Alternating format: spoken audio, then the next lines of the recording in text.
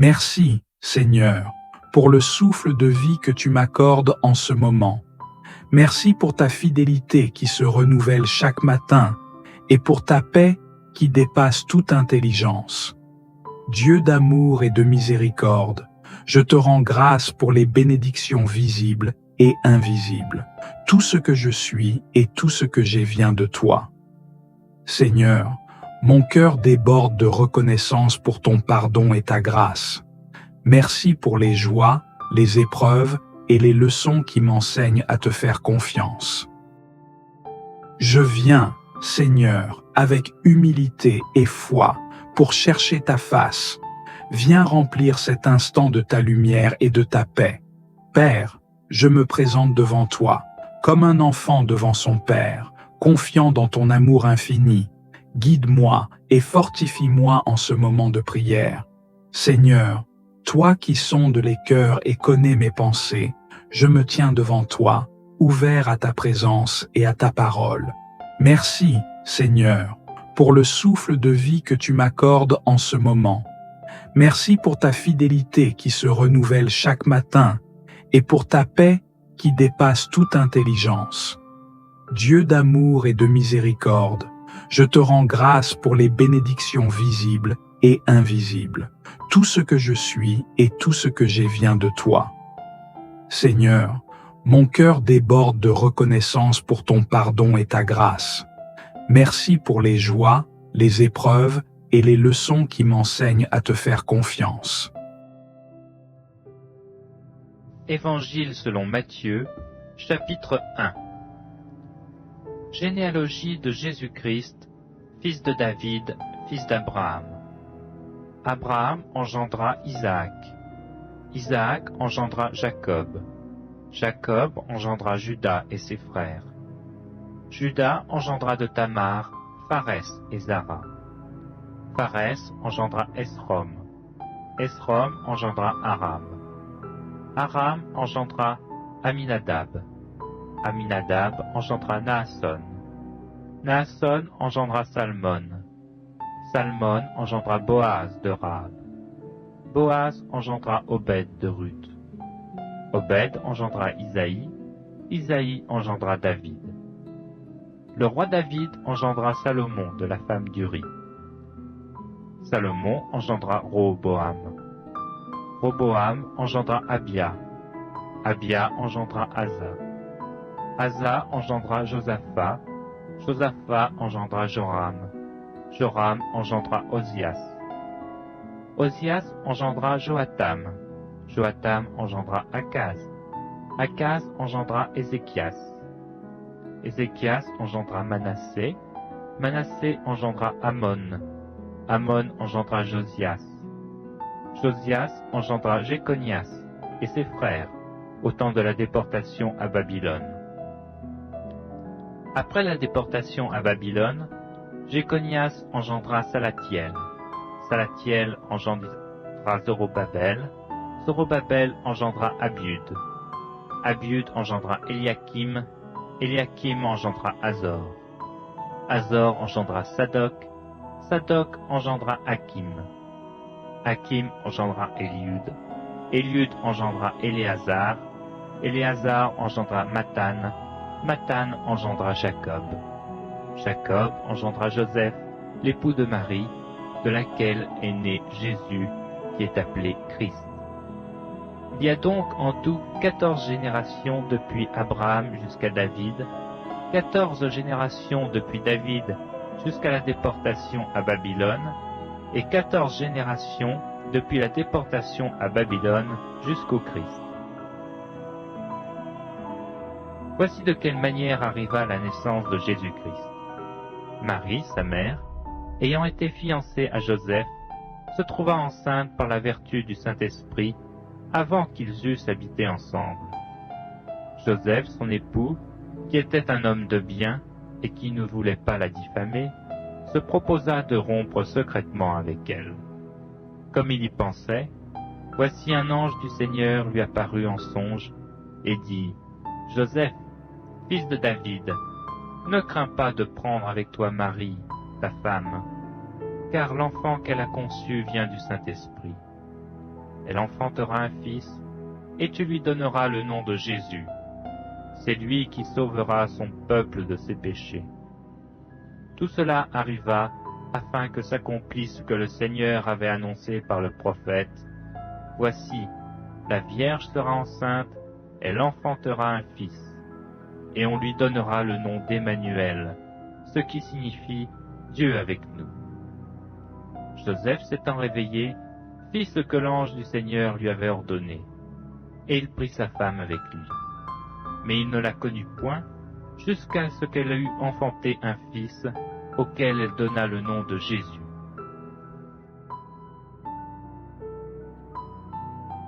Évangile selon Matthieu, chapitre 2. Jésus étant né à Bethléem en Judée, au temps du roi d'Hérode, voici des mages d'Orient arrivèrent à Jérusalem, et dirent : Où est le roi des Juifs qui vient de naître ? Car nous avons vu son étoile en Orient, et nous sommes venus pour l'adorer. Le roi Hérode, ayant appris cela, fut troublé, et tout Jérusalem avec lui. Il assembla tous les principaux sacrificateurs et les scribes du peuple, et il s'informa d'eux où devait naître le Christ. Ils lui dirent : À Bethléem, en Judée, car voici ce qui a été écrit par le prophète. Et toi, Bethléem, terre de Juda, tu n'es certes pas la moindre entre les principales villes de Juda, car de toi sortira un chef qui paîtra Israël, mon peuple. Alors Hérode fit appeler en secret les mages, et s'enquit soigneusement auprès d'eux depuis combien de temps l'étoile brillait. Puis il les envoya à Bethléem en disant : Allez, et prenez des informations exactes sur le petit enfant. Quand vous l'aurez trouvé, faites-le-moi savoir, afin que j'aille aussi moi-même l'adorer. Après avoir entendu le roi, ils partirent. Et voici l'étoile qu'ils avaient vue en Orient marchait devant eux, jusqu'à ce que, étant arrivée au-dessus du lieu où était le petit enfant, elle s'arrêta. Quand ils aperçurent l'étoile, ils furent saisis d'une grande joie. Ils entrèrent dans la maison, virent le petit enfant avec Marie, sa mère, se prosternèrent et l'adorèrent. Ils ouvrirent ensuite leur trésor et lui offrirent en présent de l'or, de l'encens et de la myrrhe. Puis divinement avertis en songe de ne pas retourner vers Hérode, ils regagnèrent leur pays par un autre chemin. Lorsqu'ils furent partis, voici un ange du Seigneur apparut en songe à Joseph et lui dit : Lève-toi, prends le petit enfant et sa mère, fuis en Égypte et reste-y jusqu'à ce que je te parle, car Hérode cherchera le petit enfant pour le faire périr. Joseph se leva, prit de nuit le petit enfant et sa mère, et se retira en Égypte. Il y resta jusqu'à la mort d'Hérode, afin que s'accomplisse ce que le Seigneur avait annoncé par le prophète. J'ai appelé mon fils hors d'Égypte. Alors Hérode, voyant qu'il avait été joué par les mages, se mit dans une grande colère, et il envoya tuer tous les enfants de 2 ans et au-dessous, qui étaient à Bethléem et dans tout son territoire, selon la date dont il s'était soigneusement enquis auprès des mages. Alors s'accomplit ce qui avait été annoncé par Jérémie le prophète. On a entendu des cris à Rama, des pleurs et des grandes lamentations. Rachel pleure ses enfants et n'a pas voulu être consolée parce qu'ils ne sont plus. Quand Hérode fut mort, voici, un ange du Seigneur apparut en songe à Joseph en Égypte et dit : Lève-toi, prends le petit enfant et sa mère et va dans le pays d'Israël, car ceux qui en voulaient à la vie du petit enfant sont morts. Joseph se leva, prit le petit enfant et sa mère et alla dans le pays d'Israël. Mais ayant appris qu'Archélaüs régnait sur la Judée à la place d'Hérode son père, il craignit de s'y rendre, et divinement averti dans songe, il se retira dans le territoire de la Galilée. Il vint demeurer dans une ville appelée Nazareth, afin que s'accomplisse ce qui avait été annoncé par les prophètes, il sera appelé Nazaréen. Évangile selon Matthieu, chapitre 3. En ce temps-là parut Jean-Baptiste, prêchant dans le désert de Judée.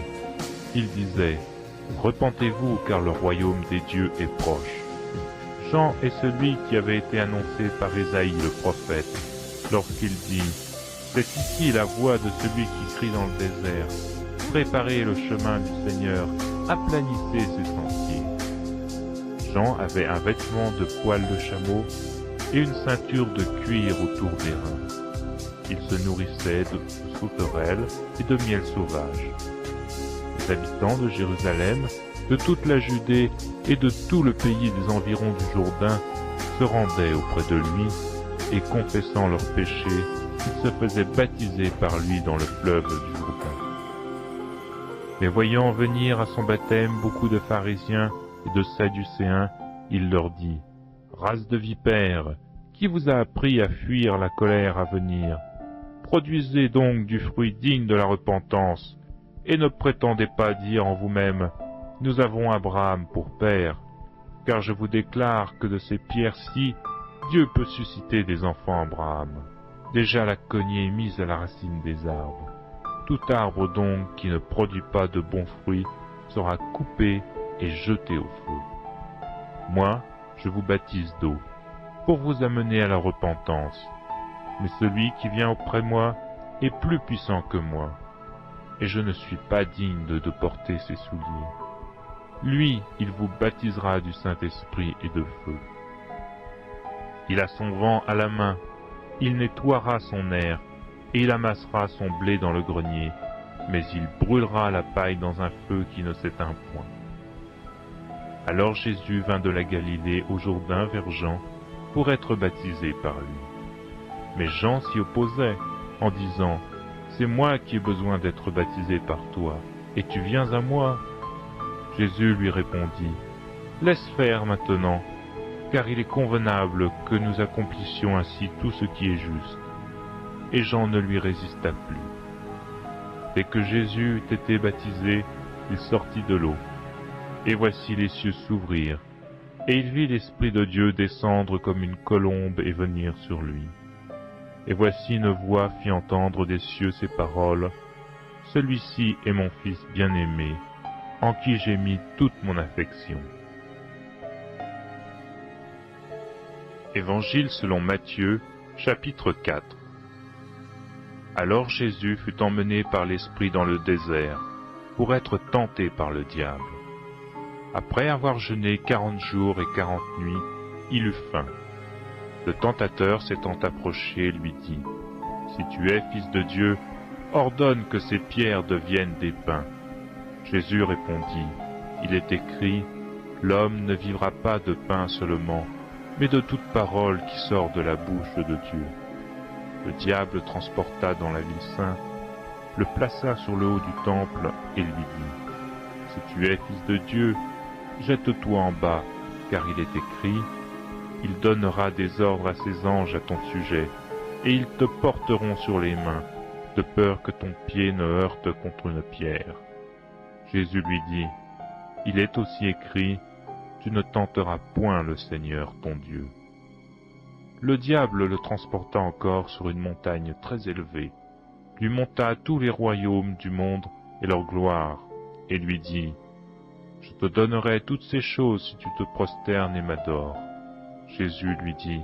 « Retire-toi, Satan, car il est écrit, tu adoreras le Seigneur ton Dieu, et tu le serviras lui seul. » Alors le diable le laissa, et voici des anges vinrent auprès de Jésus et le servaient.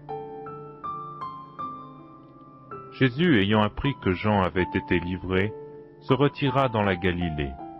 Il quitta Nazareth et vint demeurer à Capernaum, situé près de la mer, dans le territoire de Zabulon et de Nephtali, afin que s'accomplisse ce qui avait été annoncé par Ésaïe le prophète. Le peuple de Zabulon et de Nephtali, de la contrée voisine de la mer, du pays au-delà du Jourdain et de la Galilée des gentils, ce peuple assis dans les ténèbres a vu une grande lumière, et sur ceux qui étaient assis dans la région et l'ombre de la mort, la lumière s'est levée.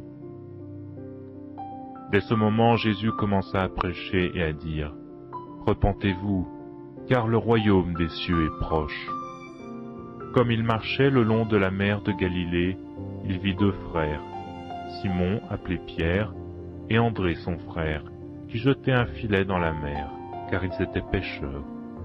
Il leur dit, « Suivez-moi, et je vous ferai pêcheurs d'hommes. » Aussitôt ils laissèrent les filets et le suivirent. De là, étant allé plus loin, il vit deux autres frères, Jacques, fils de Zébédée, et Jean son frère, qui étaient dans une barque avec Zébédée leur père, et qui réparaient leurs filets. Il les appela, et aussitôt ils laissèrent la barque et leur père et le suivirent. Jésus parcourait toute la Galilée, enseignant dans les synagogues, prêchant la bonne nouvelle du royaume, et guérissant toute maladie et toute infirmité parmi le peuple. Sa renommée se répandit dans toute la Syrie, et on lui amenait tous ceux qui souffraient de maladies et de douleurs, de divers genres, des démoniaques, des lunatiques et des paralytiques, et il les guérissait. Une grande foule le suivit, de la Galilée, de la Décapole, de Jérusalem, de la Judée et d'au-delà du Jourdain. Évangile selon Matthieu, chapitre 5. Voyant la foule, Jésus monta sur la montagne, et après qu'il se fut assis, ses disciples s'approchèrent de lui. Puis, ayant ouvert la bouche, il les enseigna et dit, « Heureux les pauvres en esprit, car le royaume des cieux est à eux. Heureux les affligés, car ils seront consolés. Heureux les débonnaires, car ils hériteront la terre. Heureux ceux qui ont faim et soif de la justice, car ils seront rassasiés. Heureux les miséricordieux, car ils obtiendront miséricorde. Heureux ceux qui ont le cœur pur, car ils verront Dieu. Heureux ceux qui procurent la paix, car ils seront appelés fils de Dieu. Heureux ceux qui sont persécutés pour la justice, car le royaume des cieux est à eux. Heureux serez-vous lorsqu'on vous outragera, qu'on vous persécutera, et qu'on dira faussement de vous toutes sortes de mal à cause de moi. Réjouissez-vous et soyez dans l'allégresse, parce que votre récompense sera grande dans les cieux, car c'est ainsi qu'on a persécuté les prophètes qui ont été avant vous. Vous êtes le sel de la terre, mais si le sel perd sa saveur, avec quoi la lui rendra-t-on? Il ne sert plus qu'à être jeté dehors et foulé aux pieds par les hommes. Vous êtes la lumière du monde. Une ville située sur une montagne ne peut être cachée. Et on n'allume pas une lampe pour la mettre sous le boisseau, mais on la met sur le chandelier, et elle éclaire tous ceux qui sont dans la maison. Que votre lumière luise ainsi devant les hommes, afin qu'ils voient vos bonnes œuvres et qu'ils glorifient votre Père qui est dans les cieux. Ne croyez pas que je sois venu pour abolir la loi ou les prophètes. Je suis venu non pour abolir, mais pour accomplir. Car je vous le dis en vérité, tant que le ciel et la terre ne passeront point, il ne disparaîtra pas de loi, un seul iota ou un seul trait de la lettre, jusqu'à ce que tout soit arrivé. Celui donc qui supprimera l'un de ces plus petits commandements et qui enseignera aux hommes à faire de même, sera appelé le plus petit dans le royaume des cieux. Mais celui qui les observera et qui enseignera à les observer, celui-là sera appelé grand dans le royaume des cieux. Car je vous le dis, si votre justice ne surpasse pas celle des scribes et des pharisiens, vous n'entrerez point dans le royaume des cieux. Vous avez entendu qu'il a été dit aux anciens, « Tu ne tueras point. Celui qui tuera mérite d'être puni par les juges. » Mais moi je vous dis que quiconque se met en colère contre son frère mérite d'être puni par les juges. Que celui qui dira à son frère « Raca » mérite d'être puni par le Sanhédrin. Et que celui qui lui dira « Insensé » mérite d'être puni par le feu de la géhenne. Si donc tu te présentes ton offrande à l'autel, et que là tu te souviennes que ton frère a quelque chose contre toi, laisse là ton offrande devant l'autel, et va d'abord te réconcilier avec ton frère. Puis viens présenter ton offrande. accorde-toi promptement avec ton adversaire, pendant que tu es en chemin avec lui, de peur qu'il ne te livre au juge, que le juge ne te livre à l'officier de justice, et que tu ne sois mis en prison. Je te le dis en vérité, tu ne sortiras pas de là que tu n'aies payé le dernier cadran. Vous avez appris qu'il a été dit, tu ne commettras point d'adultère.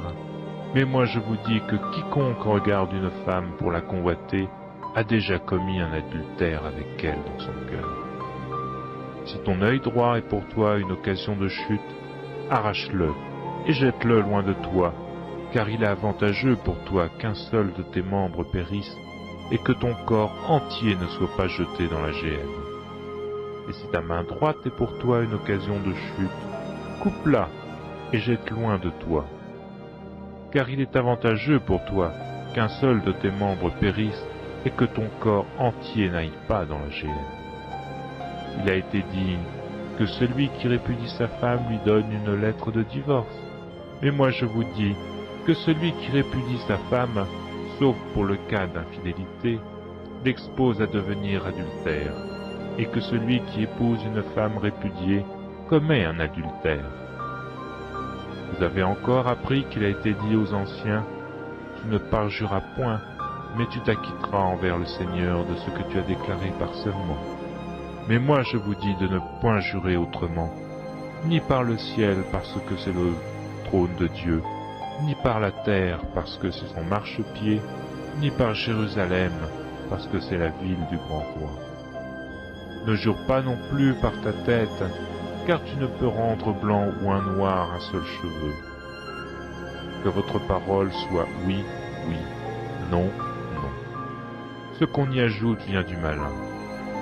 Vous avez appris qu'il a été dit « œil pour œil, dent pour dent », mais moi je vous dis de ne pas résister aux méchants.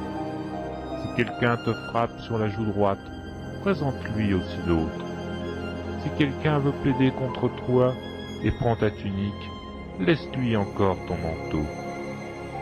Si quelqu'un te force à faire 1 000, fais-en 2 avec lui. Donne à celui qui te demande, et ne te détourne pas de celui qui veut emprunter de toi. Vous avez appris qu'il a été dit, tu aimeras ton prochain et tu haïras ton ennemi. Mais moi je vous dis, aimez vos ennemis, bénissez ceux qui vous maudissent, faites du bien à ceux qui vous haïssent, et priez pour ceux qui vous maltraitent et qui vous persécutent, afin que vous soyez fils de votre Père qui est dans les cieux. Car il fait lever son soleil sur les méchants et sur les bons, et il fait pleuvoir sur les justes et sur les injustes. Si vous aimez ceux qui vous aiment, quelle récompense mériterez-vous? Les publicains aussi n'agissent-ils pas de même? Et si vous saluez seulement vos frères, que faites-vous d'extraordinaire? Les païens aussi n'agissent-ils pas de même? Soyez donc parfaits, comme votre Père céleste est parfait. Notre Père qui es aux cieux, que ton nom soit sanctifié, que ton règne vienne, que ta volonté soit faite sur la terre comme au ciel. Donne-nous aujourd'hui notre pain de ce jour. Pardonne-nous nos offenses, comme nous pardonnons aussi à ceux qui nous ont offensés. Et ne nous soumets pas à la tentation, mais délivre-nous du mal. Car c'est à toi qu'appartiennent le règne, la puissance et la gloire, pour les siècles des siècles. Amen. Gloire au Père, au Fils, au Saint-Esprit, comme il était au commencement, maintenant et toujours, pour les siècles des siècles. Amen. Je crois en Dieu, le Père Tout-Puissant, Créateur du ciel et de la terre, et en Jésus-Christ, son Fils unique, notre Seigneur, qui a été conçu du Saint-Esprit, est né de la Vierge Marie, a souffert sous Ponce Pilate, a été crucifié, est mort et a été enseveli, est descendu aux enfers, le 3e jour est ressuscité des morts, est monté aux cieux, est assis à la droite de Dieu, le Père Tout-Puissant, d'où il viendra juger les vivants et les morts. Je crois en l'Esprit Saint, à la Sainte Église catholique, à la communion des saints, à la rémission des péchés, à la résurrection de la chair, à la vie éternelle. Amen.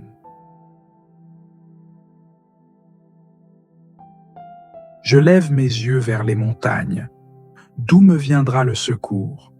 Le secours me vient de l'Éternel, qui a fait les cieux et la terre. Il ne permettra point que ton pied chancelle. Celui qui te garde ne sommeillera point. Voici, il ne sommeille ni ne dort, celui qui garde Israël. L'Éternel est celui qui te garde. L'Éternel est ton ombre à ta main droite. Pendant le jour, le soleil ne te frappera point, ni la lune pendant la nuit. L'Éternel te gardera de tout mal. Il gardera ton âme. L'Éternel gardera ton départ et ton arrivée, dès maintenant et à jamais. Gloire au Père, au Fils, au Saint-Esprit, comme il était au commencement, maintenant et toujours, pour les siècles des siècles. Amen.